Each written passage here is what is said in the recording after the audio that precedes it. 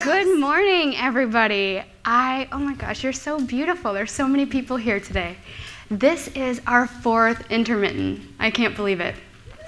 How many of you here have been to Intermitten before? Raise your hands. Oh, is there anybody who's been to every single one? There are some hands up. That's amazing, amazing. So rad. So those of you who have been involved in the Intermitten community for a while now know that we've evolved quite a bit. And that evolution has been the result of a variety of catalysts. Like any startup, we're learning and constantly refining how we do what we do and figuring out how we can best have an impact on the community. We also always take into account everything that's happening in the world around us, from national politics to local economic dynamics. And then, of course, as a conference that was co-founded by people who all work in the customer experience industry, we ask for your feedback all the time. After every single event, we send out a survey and ask you what resonated and what didn't, and we incorporate those learnings, like Jim mentioned, into the next event. So here, let's take a little trip down memory lane. We'll talk about the evolution of Intermitten, what it's looked like in practice. Baby Intermitten. Intermitten 2016.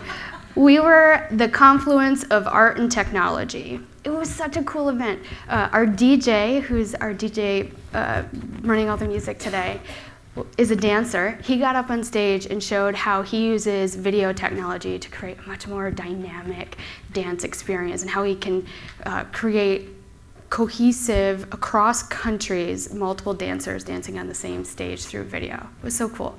Sam Pierce Lola got up and showed how he hacked a piano to create a real-time learning environment for people to learn how to play piano.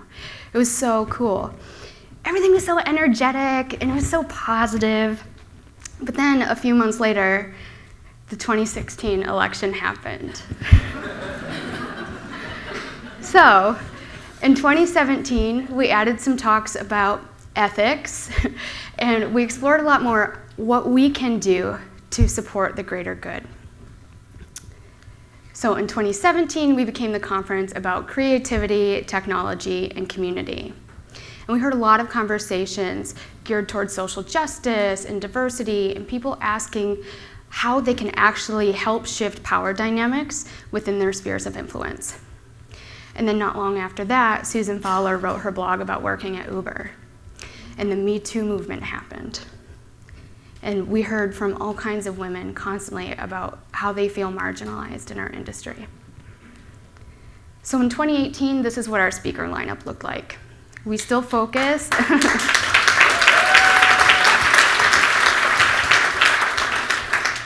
We still focused on collaboration and community. And we said that Intermitten, because we're constantly refining, like, Intermitten was a conference for everyone who works in tech, right? We're like, it's just tech, but we're creative, so you can come here too. And like always, we sent everybody surveys and asked for insights. And like always, your comments highlighted something really important.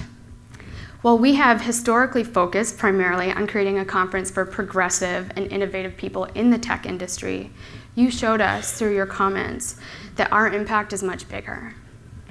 Because the content that we explore is content that people in organizations and industries outside of tech are thirsty for as well. So once again, like every year, you taught us something about ourselves. You reminded us that at our core, Intermitten has always been about empowering, highlighting, and connecting people from different walks of life. We are not all tech people. We are not all artists. What everybody who comes to Intermitten is looking to make a change in the world around us, a positive change. So, we are all change makers, and that's what you saw this year. We're all looking to make a difference. And changemaker might feel like a big and heavy moniker, so let's unpack it a little bit. Being a changemaker is something that we can embody in both big and small ways. From the friendships that we choose, to how we raise our kids, to what we decide to spend 40+ hours a week doing for work. We all have the ability, and I believe the responsibility, to use our privileges, our talents, and our spheres of influence, which we all have, to make our organizations and our communities not only more successful, but more equitable as well. So look around the room. Look at all the people who followed the directions on our website. We have people from all different walks of life here. We've got venture capitalists, tech CEOs and employees. We have nonprofit leaders, freelancers. We have students from a variety of universities. You guys are the best. You are our future. We have my parents.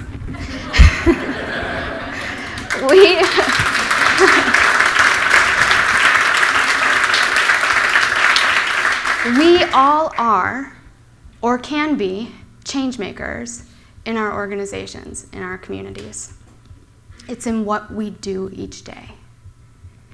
You are a change maker when you intervene on behalf of your marginalized coworkers.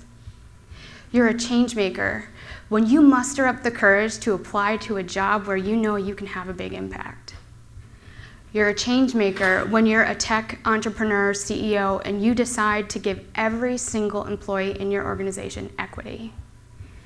You're a change maker when you stop ignoring that nagging compulsion to do something that you are uniquely positioned to do, but that scares the ever-loving shit out of you. Changemaker is a moniker that is within reach of all of us, and I'd like to think that that's ultimately why we are all here today. Now, if you're not bought in, and you think this is all hot air, and you're like doubling down on the notion that you don't have a responsibility to use your skills and influence to help make this world that we all share an even better place, then here's what I offer you. The way to get out of the ark is the exact same way you came in. Reach out to me. I will Venmo you a refund after the conference, less the cost of your Zingerman sandwich, because those MFers are expensive. No hard feelings, but you might have a bad time today. Because the rest of us are going on a journey of practicing our courage. We're going to lean in and explore the different ways we can empower ourselves and each other to drive success as individuals, organizations, and communities. And like Jim said, it might be uncomfortable at times, in moments, but we are all here willfully, because I just gave you a pass to leave. We are all here willfully, and we're choosing to engage in this together, so this is a safe space. And if it's not a safe space, I'm gonna have to kick you out. And these are our speakers who will guide us on that journey today. All of their talks have been designed to build on and complement one another. Intermitten isn't the kind of conference that you attend this session here or there. Every single talk is relevant. From learning how to sell a company, a customer, or an investor on the value that you can create for them, to how to build a diverse and inclusive organization that outperforms its peers, to how to build connections between cultures to share success with people and organizations outside of your own, to make our communities even stronger. So these are our themes. Wondering why we're going over these themes.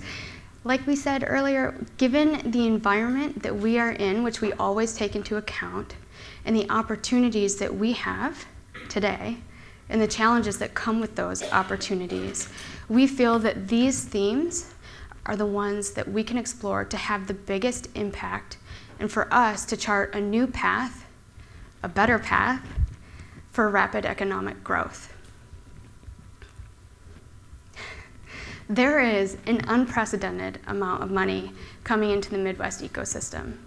Since we last met, Duo Security was acquired by Cisco for nearly $2.5 billion, with every single employee getting a cut of that. Since then, yep, huge congrats.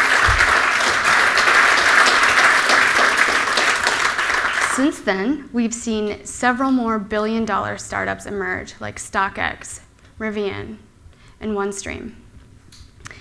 This is just since Intermitten 18, which wasn't even 11 months ago. It's amazing. The momentum is building because success breeds success. It creates more companies, more jobs, and more wealth. This is great, right? Silicon Valley has seen mixed results because not everyone in the valley has access to those high-paying jobs. Not everyone sees the benefits that are commensurate with the ever-increasing cost of living and doing business in that region. The innovation economy in the Silicon Valley area has fueled rampant inequality and social inequity. When we look at those who are benefiting in the valley, it is mostly white men, especially at the top where most of the money is. Black and Latinx minority groups don't even register on this graph in the valley. And not only is this disparity of success morally bankrupt, but it's bad business. Study after study shows that diverse organizations continually outperform their peers. They're more lucrative, and they're twice as innovative. Why do we think that is? Is it because women and people of color are better business leaders? God, I wish I could say that. It's not. It's because people who are different from us help us make better decisions. When different perspectives are at a table, dissent is encouraged and groupthink dwindles. The marginalized are no longer stereotyped, and people who always tend to dominate conversations become less effective. But here's the thing. People who are different from you aren't going to want to work with you and help you make better decisions and build a successful organization if they don't feel like they belong in your organization and they don't feel valued and like they're getting something out of it as well. And that's why inclusion is so key. So, what can we learn from this at this moment in time? Sometimes it pays to be late. The Midwest and Michigan aren't Silicon Valley. The Valley's boom has been happening for a long time, while ours is just beginning, or flickering, or whatever the right metaphor is for boom, I don't know. But we already see signs of taking the same path as the Valley. Affordable housing in Ann Arbor is almost non-existent. But as an emerging entrepreneurial ecosystem, we get the advantage and the benefit of learning from those who have gone before us and made some of these mistakes, right? But the time to learn from those mistakes is now. With all of the money that is in the hands of duo employees past and present, with all of the influx of coastal capital that's coming to the Midwest, and with all of the talent that keeps recirculating in our ecosystem and who's going to turn their next ideas into a huge reality, it is imperative that we approach the next wave of innovation through a lens of social equity. As an emerging ecosystem, we in the Midwest have some unique opportunities that could make us national business and social leaders. Our startup culture isn't so massive and ingrained that we can't make meaningful changes quickly enough to see meaningful impact. And these opportunities are reflected in the talk themes that we'll explore today. We can fuel the next wave of successful organizations with inclusive cultures that support better decision-making and thus drive better business results. We can build on our friendly Midwestern culture by connecting across our organizations and within our communities so that the people around us benefit from our success and so that our ecosystem is one that embraces people instead of displaces them. But it's hard to do any of these things without a financially stable foundation on which to build successful careers, companies, and communities. So that's where we're starting today.